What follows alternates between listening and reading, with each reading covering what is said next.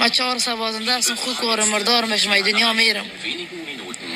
پرزه هستم، دل جیگر از من نیست. روزانه خود کار دوام میخورم، ای دنیا میرم بدر.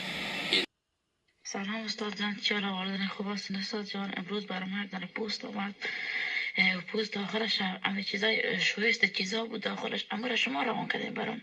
امروز برام آمد.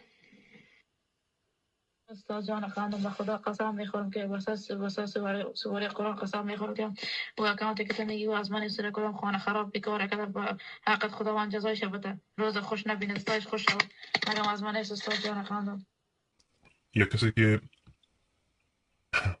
برای خلق مردم نشون بده که ما این کار هستم و لایف قطع کنی و باز به ما زنگ بزنی و مسیج بکنی که ظاهری بکنی که کار مرا بکن، برای من خیلی عجیب هم هست و خنده دار است. و اگر خودت مریض هستی باید یک پیشگاری شوی.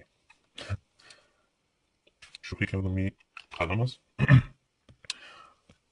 پس همه قدر برات میگم که مهم چون نبودی و خیلی خبرها رسید که خودت از نام استفاده میکنی و حتی از چیزایی که ما برای خودت انجام دادیم استفاده میکنیم، چیزای تقلبی را برای مردم میگی. با اونا ما کار ندارم، ولی همه قدر میگم از نام استفاده نکن و از چیزایی که ما برای انجام دادیم همونطور که صدا رو شنیدین از من خواست و خب ما برشان کار کردم و کارشان انجام شد و نتیجه گرفتن و بعد از او این کار شروع کردم که شاید فکر کردم که اینام چون هر چیز از خود بهتر میفهمین که طریقه و کار خود داره، هیچ چیزی نمیفهمن و نه وزن دارن، هیچ کاری نیستن، هیچ چیزی را نمیفهمن.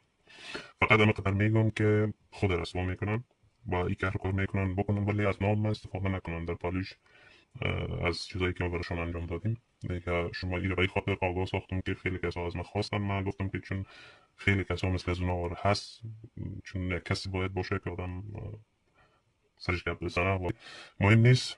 این به خاطر یادآوری کردم، به خاطر شخصا درخواست بعضی از مراجعینم من که ما برشون کار میکنم و بعضی کسایی که فریب اونا رو میخورن چون مهم نیستن، ولی من درخواست ازشان دارم که از نام اگر استفاده بکنن دیگه باز من مجبور هستم که جواب بدم و انشالله که گپ فهمیده باشن.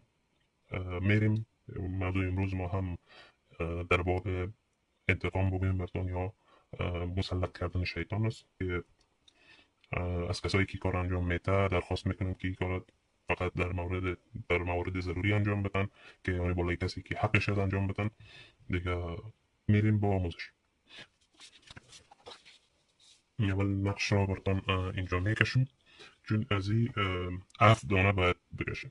7 دانه من یک دانشه برای امتحان براتون میکشم، از این یک دانه 7 دانه باید بکشیم و میریم اولی را میکشیم. بعد از او باز من براتون میگم چی کار بکنیم. البته من عملایی که براتون میارم اینا خیلی پیش پای افتاده هست و خیلی آسان است و اینا از خود بعضی کارهای دیگه دارن که اونا باید در نظر گرفته شد.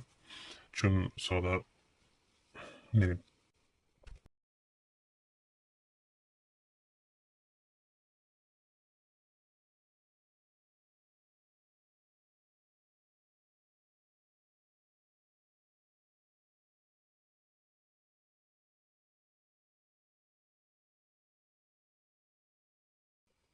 خب طریقه بعد این صورت است، نقش این است و از این نقش 7 روز، 7 دانه و 7 روز بعد از اینکه این نقشه کشیدین 7 بار و 7 روز، این را 12 بجه شب، 12 بجه شب در چراغ که با روغن خردل،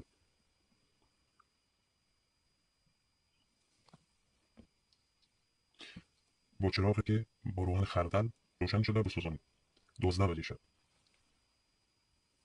و بالای از او این شیطان مسلط میشه و بر رنگ و رنگ مریضی دچار میشه. خیلی آسان و ساده طریقه عذاب دادن شخصی که واقعا مستحقش است. این بود